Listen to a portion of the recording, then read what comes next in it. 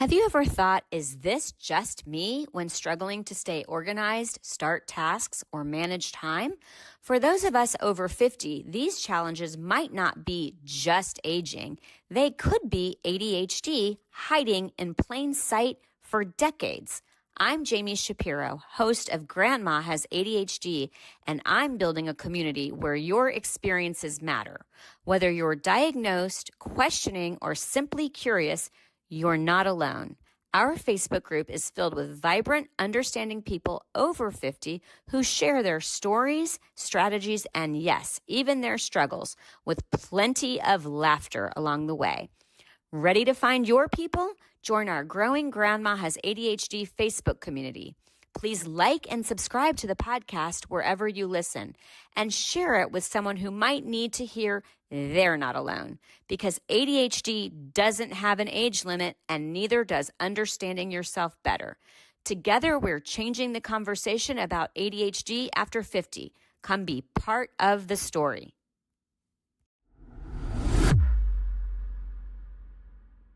I am so excited about today's podcast, and you're going to see winging it at its best. I am joined today by professional life coach Ryan Mayer, who is an accountability and mindset specialized in working with adult men and women with attention deficit hyperactivity disorder, or what we like to call ADHD. Ryan lives in his hometown of Cleveland, Ohio, with his beautiful wife, Andrea, and their three adorable children, Ethan, Lila, and Shane. Ryan earned his coaching certification through the Attention Deficit Disorder Coaching Association, where I also my coach. And he focuses on educating brains like ours. He is certified coach accredited at the ICF, which is the International Coach Federation, and it's considered the gold standard in the coaching industry. But what makes this so fun is that Ryan and I met 2 weeks ago at the international conference, and we were in an entrepreneur coaching session, and someone just stood up and said how amazing Ryan was. Coincidentally, I don't know if you know this, Ryan, you gave a TED Talk on October 6th called Task Triage, How to Stop Spinning and Start Winning. And mine was on October 7th called The Clutter Between Us. Wow. And I just want to say this too. Ryan and I, we both had he has a scheduling system and I have a scheduling system, and our scheduling systems didn't talk.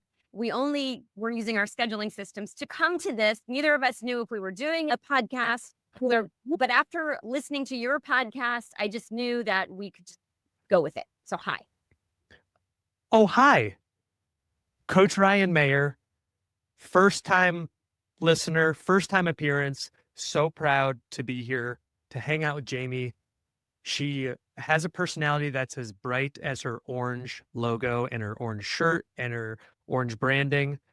And I loved that when we were texting 5 whole minutes before our meeting, we were able to figure it all out, because that's how we roll with ADHD. That's right. You were on Zoom. I was on StreamYard. And It's fine. Fun fact, did you know that the International ADHD Awareness color is orange?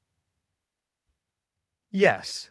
Okay. And that is a fun fact. I didn't until recently, but I do know that, and I second that because I think it's a great color. It's such a happy color. And interestingly, it was the color of my business that I started before I knew I had ADHD. So that big, I don't know, some say coincidence and some say divine. I like to say, and this, I got to give credit where credit's due. My friend Will told me about this. Faith is a big part of my life. And so he introduced me to the phrase, coincidences are God's way of remaining anonymous. I love it. Feel free to use it. I use rejection is God's protection, or redirect. Oh, okay. May I use that? Oh, please. And yeah, I have to tell you, I had to brush up on your podcast format so I would actually know. And you interviewed Anna Lore, who of Mess Lab, and I was blown away by what you shared. And what I love about what you do is that you bring together executives, like business, not executive functioning, with ADHD, which really has a lot more overlap than people realize. Like the room that we were in was filled with entrepreneurs. Yes. Yeah. So I, would love to be back on your podcast, because I know you're all about awareness of inclusion. And a big group of people with ADHD are not being included in that conversation, and that is Yes. older adults. So I do hope that you will have me back and bring attention to this topic as well. Yeah. Let me check with the judges. Can we? Yes. Congratulations, Jami. You'll be on the More Than ADHD podcast. Hey, wonderful, wonderful. Let's tell her what she's won. She's won another fun conversation with her new friend, Ryan. Wonderful. Well, since we're going to gear this one to my audience, which is older adults, and I know Wonderful. a tight timeline, I believe I asked you if you had parents with ADHD, which of course the answer is always supposed to be yes. Will you be willing to talk about that? I think we talked about that, but I have ADHD. I don't remember. I am happy to talk about it. We can get my parental permission slip signed later. Ask for forgiveness, not permission. Oh, yeah. Um, I looked at that one. yeah, no problem. Okay. Well, so first, tell me a little bit about your ADHD journey, how you discovered you had ADHD, and what made you venture into the space of ADHD coaching and podcast. I actually thought about it this morning because I am blessed to say that even though I'm 40 years old, I still have the privilege of playing basketball 3 times a week in the morning. I'm using air quotes, old man basketball, where we run around from 6 a.m. to 7 a.m. and it's just a lot of fun.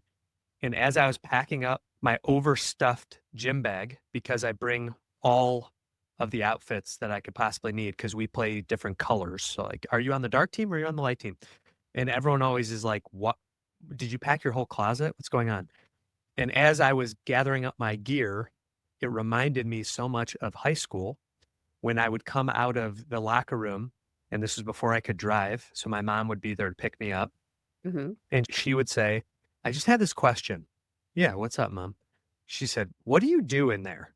Like, what do you mean? I mean, I was at basketball practice. I know. I mean, after that, when you're in the locker room, everyone else comes out. And then like 5, 10 minutes later, like, what are you doing in there? Hmm. And I said, I don't know. I guess just like getting all my stuff together. And I probably talk with the guys a little bit.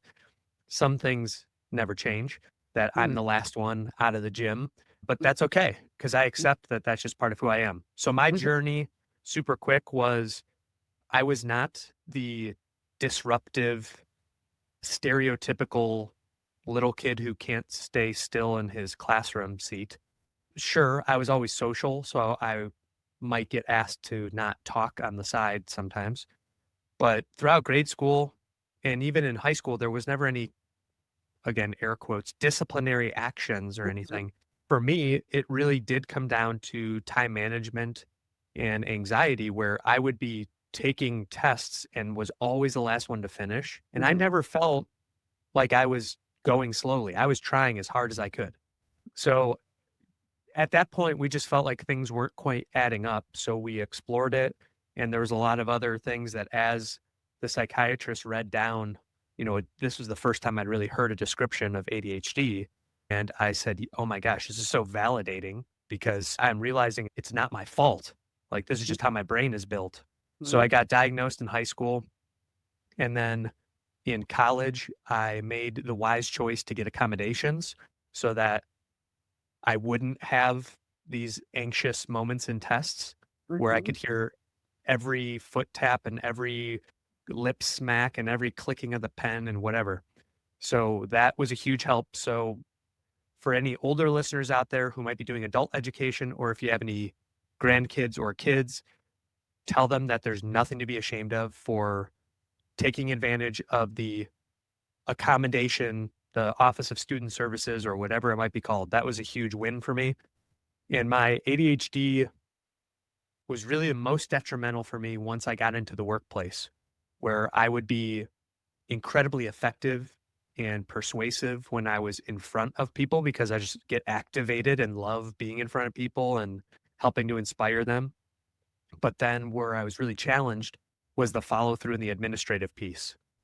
And I can remember my first job after college, I had sticky notes just everywhere. And because I didn't want to forget. But back to what you mentioned earlier, my talk about task triage, when everything seems like an emergency, it's hard to figure out what are you actually supposed to be working on. So any time that I disclosed that I had ADHD, unfortunately, the professional workplaces I was in just simply they didn't know what they didn't know, and they weren't sure how to effectively support me. And so Mhm. as a result, it sadly, it usually ended up being sort of the first step on my road towards the door. Mhm. And there were times where I literally held the legal box with my stuff in it because it was really hard for me. And they would say, even in those conversations, like, we have to let you go, they would say, this is really hard for us because you're one of our best employees. But since you're not able to do the administrative part, like, we have to let you go. And Mm. so that actually is what inspired me to become a coach because I don't want other people to have to feel as humiliated and frustrated as I used to feel every single day. Wow. Well, first of all, I can so relate to what you're saying. I'm great at quote being on, although I don't like small talk. I have a personality. I know that I have this personality, and I would shake hands and kiss babies and collect business cards, and then they would end up on a pile on my desk. And when I realized that the ADHD was the follow through, I started just shouting it to the world like this is, where I live. And when I wrote my book, I had a woman reach out to me who had started her own business successfully for years and was behind on her bills. Not because she couldn't, but because it was one of those administrative tasks that it is mundane and it bores our brains that need more stimulation. So, Mm. thank you for sharing. I'd assume you have a parent that knows at this point that they have ADHD. Is that true? You should never assume, Jamie, because despite my parents being extremely supportive of my ADHD journey and of my business, in the last 5 years, they still have never found it necessary to seek a diagnosis.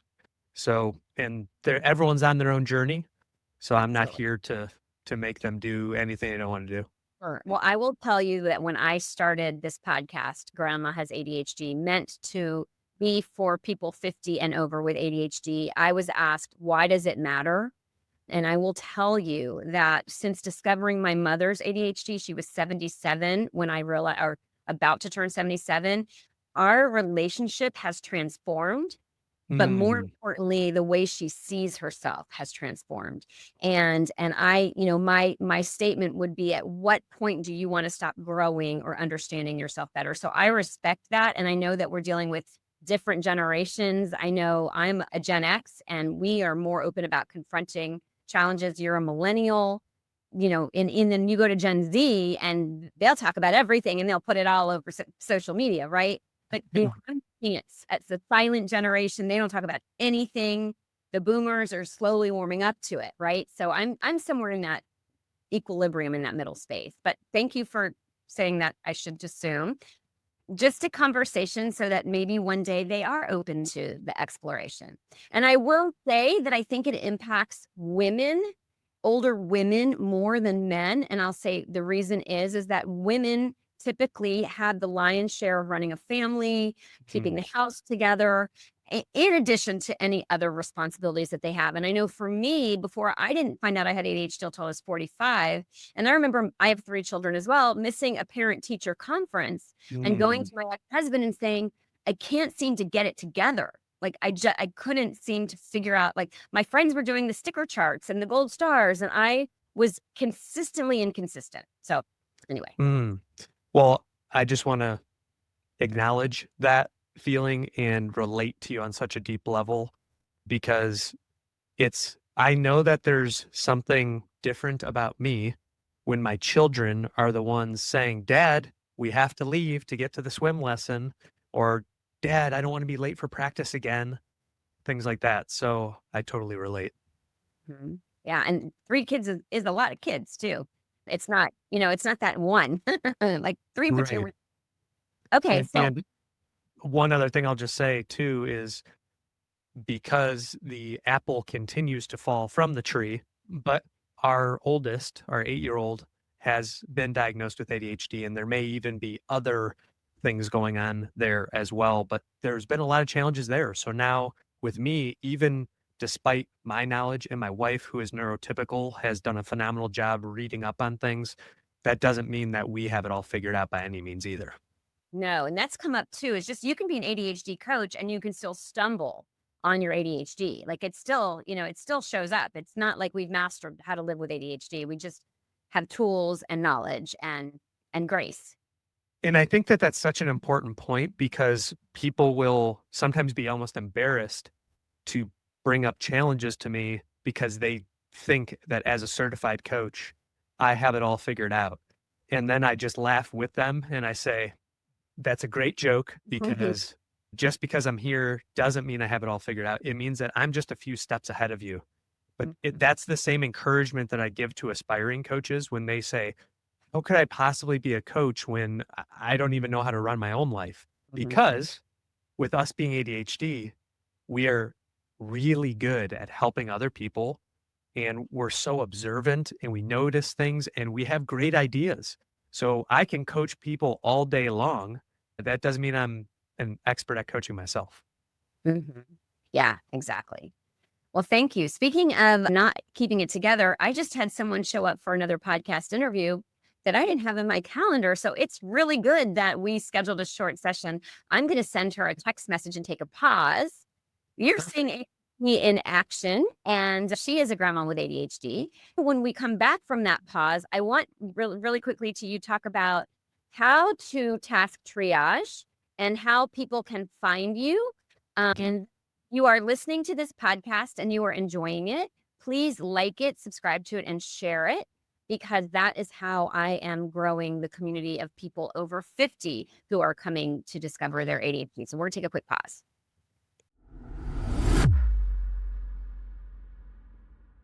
You know that feeling when Monday rolls around and you have all the plans, but by Tuesday, you're already behind? Yeah, me too. That's the ADHD brain doing its thing. I'm Jami Shapiro, and I'm launching something I wish had existed when I first discovered my ADHD. Grandma Has ADHD, a membership community for women who found out later in life that they have ADHD and have spent way too long feeling like they don't quite fit in. Here's the thing, going it alone doesn't work for ADHD brains. We need accountability without judgment. We need people who get it. And we need structure that actually sticks. That's why I'm kicking things off with Monday Momentum and Make It Happen sessions. 1 year of ADHD coaching followed by body doubling, where we actually do the things together. No more lonely to-do lists, no more starting strong and fading by Wednesday. If you join the Founders Circle, you'll lock in this low rate for life as long as you keep your yearly membership.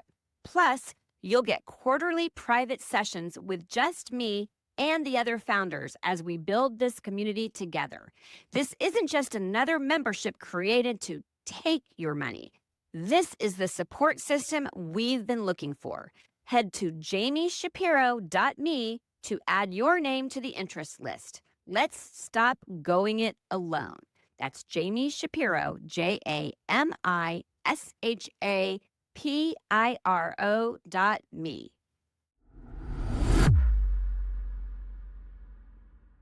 Ever wondered why helping a loved one declutter feels like speaking different languages?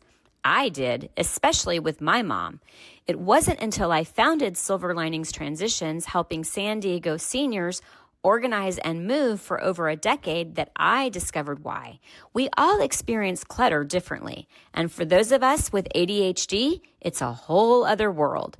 If you are listening in the San Diego area and feeling stuck with moving, paperwork, photos, or home organization, our team at Silver Linings Transitions gets it. We understand ADHD's unique challenges, and we won't just help you get organized. We'll create sustainable systems that finally stick. Schedule a consultation with our team today at 760-522-1624.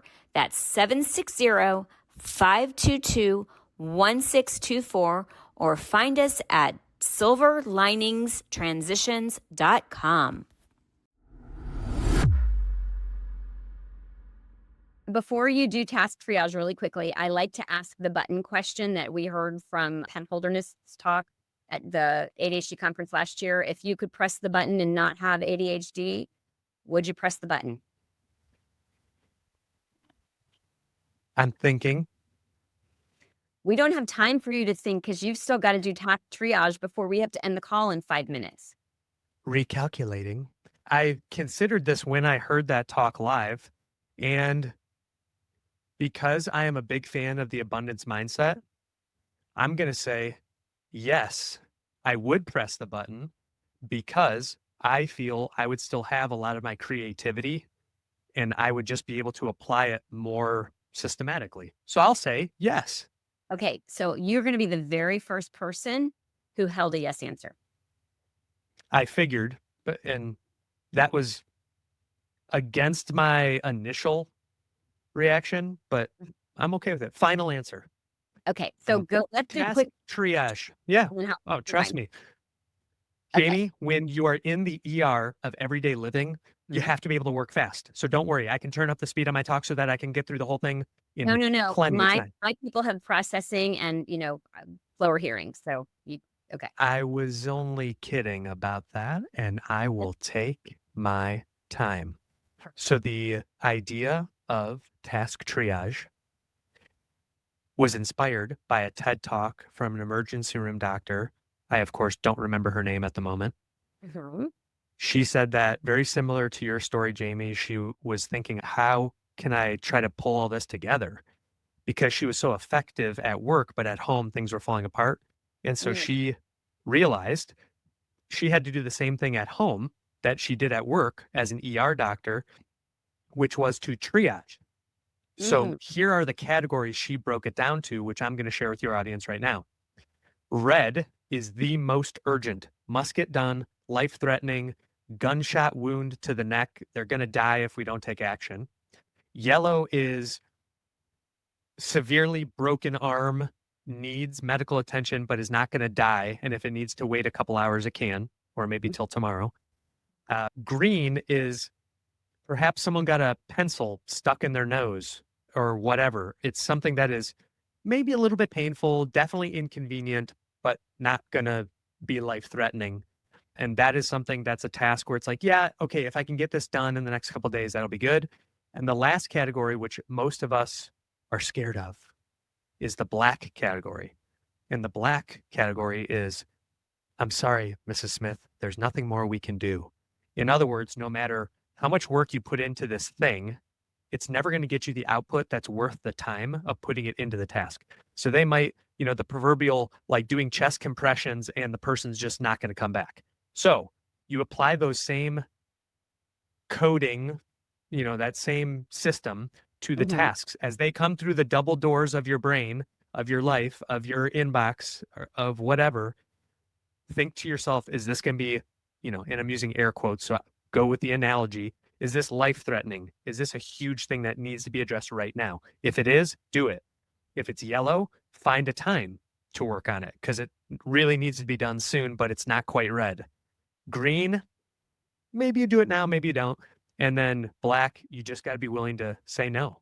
So that's task triage as quickly as I can get through it.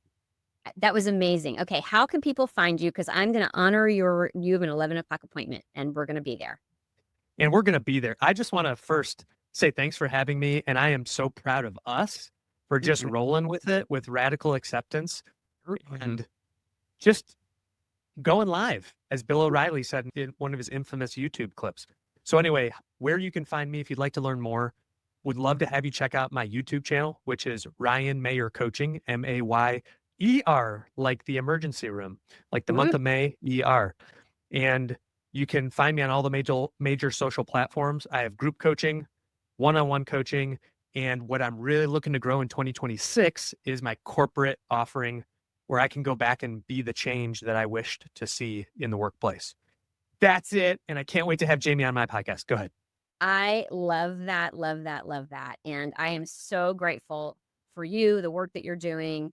and that we were able to just roll with it and show in real life what it's like to be two ADHD coaches living life with ADHD. So I hope that my listeners enjoyed getting to know you. I certainly can't wait to be on your podcast. And it is never too late to make the rest of your life the best of your life. Thanks for listening. Jami, this might have been one of the best podcast episodes I've ever been on. Thank you for everything. Oh, my, what's it called? Recognition euphoria. Thanks you. Oh, nice. Okay, cool. Okay, I'll see you when you're on my podcast. Bye. The opinions expressed on Grandma Has ADHD podcast are those of our guests and hosts and are intended for informational and entertainment purposes only. This podcast does not provide medical advice, diagnosis, or treatment. The content discussed in this episode is not a substitute for professional medical advice, diagnosis, or treatment. Always seek the advice of your physician, mental health professional, or other qualified health provider with any questions you may have regarding a medical condition or mental health concern. Never disregard professional medical advice or delay in seeking it because of something you have heard on this podcast. If you think you may have a medical emergency, call your doctor or emergency services immediately. The host, guests, and producers of Grandma Has ADHD do not assume any liability for the content of this podcast. Listen at your own discretion.